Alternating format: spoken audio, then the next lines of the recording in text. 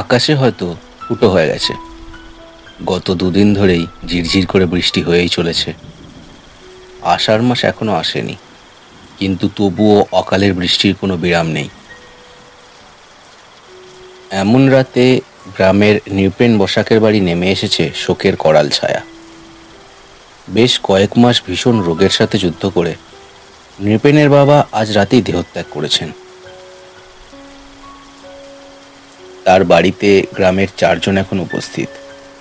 মৃতদেহ সৎকারের জন্য সবাই হাজির হয়েছে। আরাধন খুড়ো, জগাই, নবীন আর মাধব। কিন্তু সকলের মুখেই এক অজানা উদ্বেগ কাজ করছে যেন। নৃপেন, বলছি শোন না বাপ, কাল সকাল অবধি অপেক্ষা করে। কি বলছো খুড়ো? সারা রাত বাবাকে আমি এভাবে ফেলে রাখতে পারবো না। আরে ভাই, বোঝার চেষ্টা কর রে। এত রাতে শ্মশানে যাওয়া মানে নিজেদের বিপদ নিজেকে ডেকে আনা, তাই না? আর শ্মশানের পাশের কবরস্থানে। বুঝেছি, তোরা সব ভিতুর দল। শোন, তোদের কাউকে যেতে হবে না। আমার বাবাকে নিয়ে আমি একাই চললাম শ্মশানে। আচ্ছা আচ্ছা, শোন বাপ, অত উত্তেজিত হোসনি। চল, আমরা যাচ্ছি। এই চল রে সব, যা থাকে কপালে বলে রওনা দেই। নৃপেনের ছেলে মানুষিতে বাধ্য হয়েই আরাধন খুড়ো আর বাকি সকলেই রাজি হয়ে যায় নৃপেনের বাবার দেহ শ্মশানে নিয়ে যাওয়ার জন্য।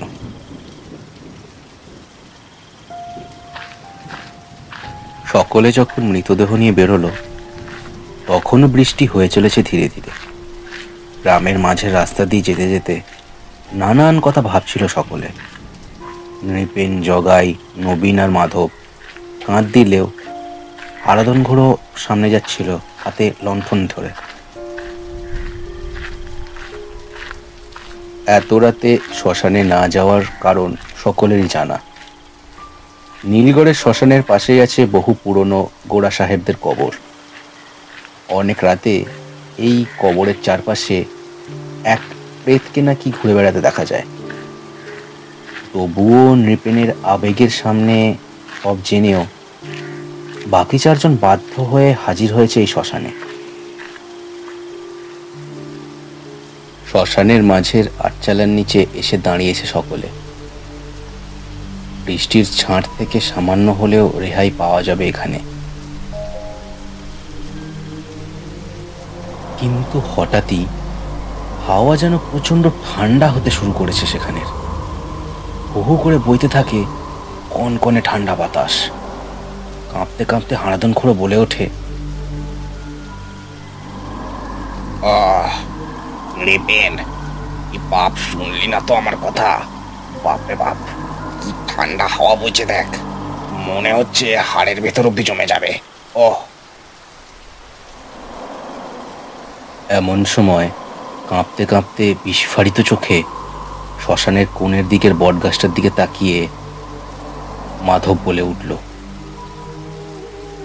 ও খুড়ো, ওটা কি গো? বাকি 4 জনও বিস্ফারিত চোখে দেখল বট গাছের ডালে বসে আছে বিকৃত চেহারার একটা লোক। রক্তশূন্য সাদা চেহারা, সাধারণ গ্রাম্য মানুষের মতো পোশাক হলেও ওটা যে মানুষ নয় তা আলাদা করে বলে দিতে হয় না। মূর্তিটা লাফিয়ে নিচে নামলো, তারপর হাওয়ায় ভেসে ভেসে এগিয়ে আসতে লাগলো তাদের দিকে। মুখে ফুটে উঠেছে তার এক শয়তানি অজাগতিক হাসি।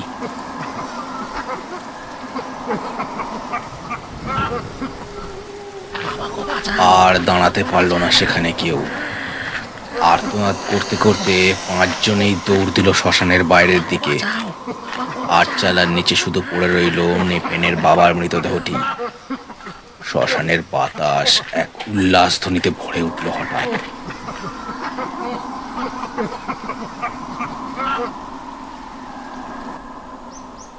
সকাল হতে না হতেই গ্রামের মাঝে বসে গেল এক বিশাল সভা। গ্রাম্য প্রধান অক্ষয় চাটুর্যে বাঁধানো বটগাছের নিচে বসে আছেন। তাকে ঘিরে দাঁড়িয়ে আছে গ্রামের অনেকে।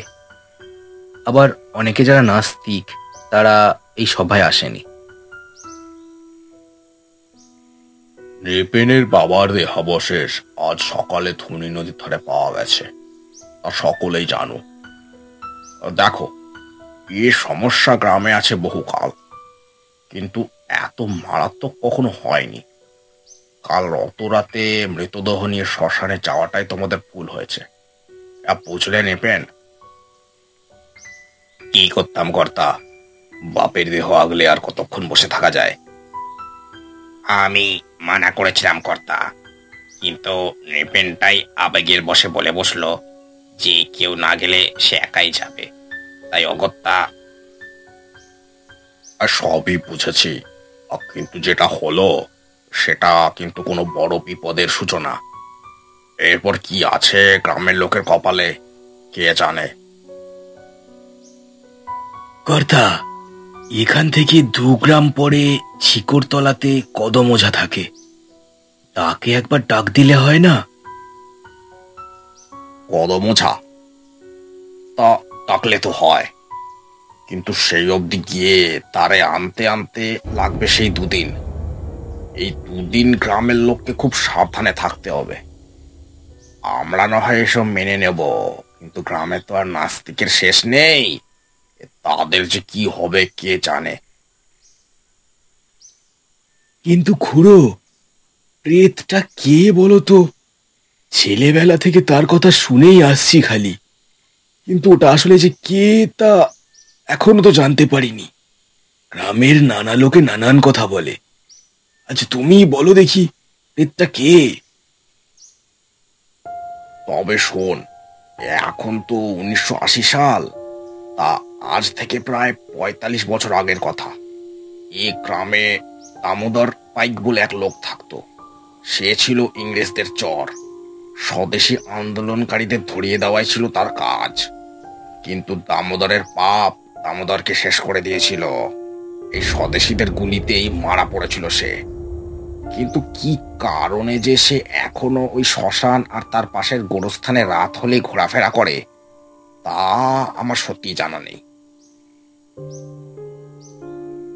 এরপর 2 দিন সকলকে খুব সাবধানে থাকতে বলে সভা শেষ করে দেয় অক্ষয় চাটুর্যে।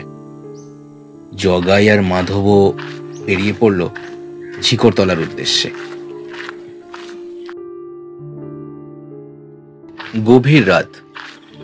গ্রামের একমাত্র পিচ রাস্তা ধরে টলতে টলতে বাড়ি ফিরছে নিকুঞ্জ মাতাল। আজ নেশাটা একটু বেশি হয়েছে মনে হয়।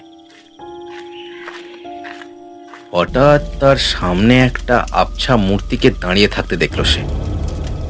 মূর্তিটা তার দিকে পিঠ করে রাস্তার ধারে দাঁড়িয়ে আছে।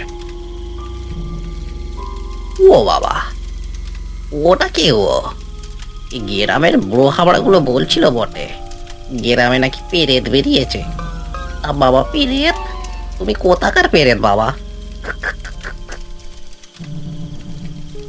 মূর্তিটা নিকুঞ্জর আওয়াজ পেয়ে ঘাড় ফেরালো তার দিকে। তার মুখে ঝুলছে একটা মুরগির দেহ, সেটা আধমরা হয়ে গেছে। দেখে এই নিকুঞ্জর নেশা এক ধাক্কায় ছুটে গেল। প্রাণ বাঁচাতে দিক বিদিক জ্ঞান শূন্য হয়ে দৌড় দিল সে গ্রামের মধ্যে। যে কোনো বাড়িতে ঢুকতে পারলে সে যাত্রা সে প্রাণে বেঁচে যাবে হয়তো। এরপর গ্রামে শুরু হলো নানান ধরনের উৎপাত। কখনো কারোর বাড়ির হাঁস চুরি হয়, কখনো মুরগি, কখনো বা গরু টেনে নিয়ে যায়। এসবের একদিন পর কদম ওঝা গ্রামে উপস্থিত হলো। অক্ষয় চাটুর্যের বাড়িতে এসে উঠল সে।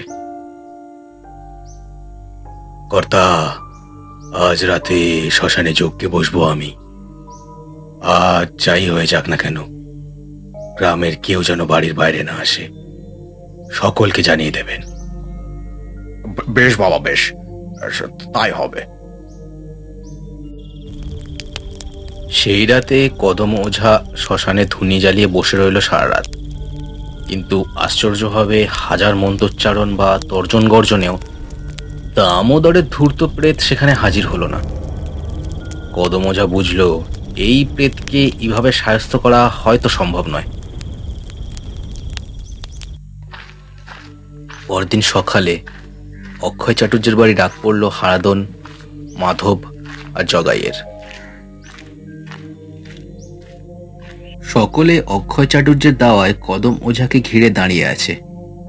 সকলের মুখেই উদ্বেগ। এই অলৌকিক সমস্যার আদৌ কোনো সমাধান আছে কিনা তা ভেবে ভেবেই সকলের চোখের ঘুম যেন উড়ে গেছে। শোনো সকলে, কাল সারা রাত আমি শ্মশানে যজ্ঞ সম্পন্ন করলেও হতভাগা প্রেতটা বাইরে আসেনি। খুবই ধূর্ত সে, এভাবে তাকে সামনে আনা যাবে না। তবে তবে কি আর কোনো উপায় নেই বাবা? আছে, তবে সে খুব সোজা রাস্তা নয়। কাল যজ্ঞ করে আমি যা জানলাম তা হলো, মরবার আগে দামোদর ওই গোড়াস্থানে তার বেশ কিছু সোনা আর রূপোর টাকা লুকিয়ে রেখেছিল। তার জন্যেই সে ওই জায়গা ত্যাগ করতে পারছে না। তোমাদের ওই টাকাগুলো পুড়িয়ে দিতে হবে। কিন্তু বাবা, ওই প্রেতকে ওখান থেকে সরাবে কে? আমরা তো। উতলা হবেন না কর্তা, যা বলছি মন দিয়ে শোনেন। টাকাগুলো কোথায় আছে তার সন্ধান আমি দিচ্ছি, আর কিভাবে কি করতে হবে তাও আমি বাতলে দিচ্ছি। এরপর কদম ওঝা তাদের পরিকল্পনার কথা জানালো এবং সেই রাতেই সে তা সম্পন্ন করতে চায় তাও বলল। আজও ঝিরঝিরে বৃষ্টি পড়ছে। গভীর রাত। আজও একটা মৃতদেহ কাঁধে নিয়ে চারজন চলেছে শ্মশানে। আজ কিন্তু তাদের সাথে কোনো লণ্ঠন নেই। আটচালার নিচে দেহ নামিয়ে চারজন দাঁড়িয়েছে। এমন সময় প্রবল ঠান্ডা হাওয়া বইতে শুরু করলো, আবার আগের দিনের মতোই। কর্তা, সে এসে গেছে গো, এবার কি হবে? ওফ, ঠান্ডা, বাপরে বাপ। কর্তা, ওটা কি? সকলে বিস্ফারিত চোখে দেখল সেই ভয়ানক মূর্তিটা এসে হাজির হয়েছে মৃতদেহের রক্ত মাংসের লোভে। হাওয়ায় ভেসে ভেসে তাদের দিকে এগিয়ে আসছে সে, মুখে ভয়ানক কুটিল হাসি তার। সেই ভয়ানক মূর্তিটা দেখার পর আর কোনো পরিকল্পনা মাথায় থাকলো না হয়তো কারো। সবাই মৃতদেহ ফেলে চোঁচা দৌড় দিল সে স্থান ত্যাগ করে।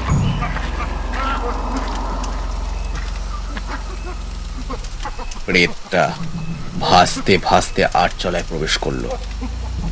নরমাংসের লোভ তার চোখে চকচক করছে। এক টানে সে সরিয়ে দিল মৃতদেহর ওপরে সাদা চাদরটা, কিন্তু চাদরটা সরিয়েই তার মুখের হাসি মিলিয়ে গেল তৎক্ষণাৎ। দেখল মৃতদেহের জায়গায় শুয়ে আছে কদম ওঝা, তার মুখে হাসি। সমস্ত ব্যাপারটা অনুধাবন করতে পেরেই প্রেতটা আবার নিজের আস্তানায় ফেরার জন্য ছটফট করে উঠল। কিন্তু ততক্ষণে অনেক দেরি হয়ে গেছে। আটচালার চারিদিকে ফুটে উঠেছে এক আলোর বলয়। কদম ওঝা মরার খাটে বসেই মন্ত্রোচ্চারণ করে জায়গাটা বেঁধে ফেলেছে সঙ্গে সঙ্গে।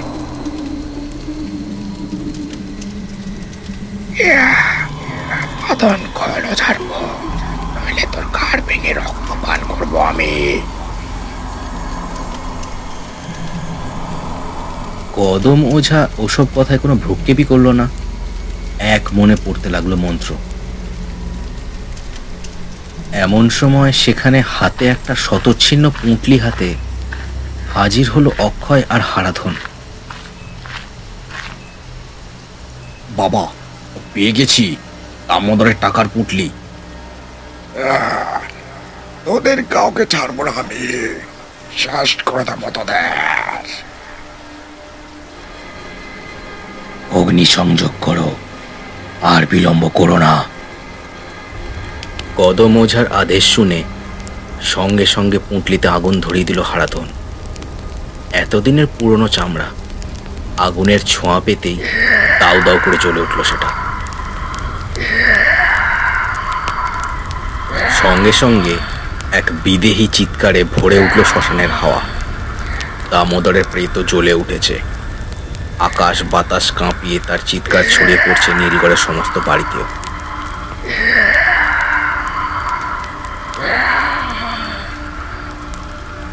আকাশে বৃষ্টি তখনও হয়েই চলেছে, তবুও সকলের মনে নেমে আসছে এক প্রশান্তি। নীলগড়ের আতঙ্কের শেষ হলো এমনই এক রোমাঞ্চকর আদিভৌতিক ঘটনাক্রমের মধ্য দিয়ে।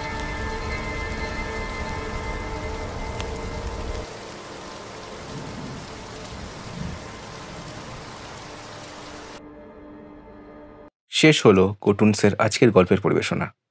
আজকের গল্পটি কেমন লাগলো তা আমাকে কমেন্ট করে জানাতে ভুলো না। আর চ্যানেলটিকে সবাই সাবস্ক্রাইব করে দিও আর শেয়ার করে দিও তোমার বন্ধুদের সাথে। দেখা হচ্ছে পরের গল্পে। সবাই খুব ভালো থেকো।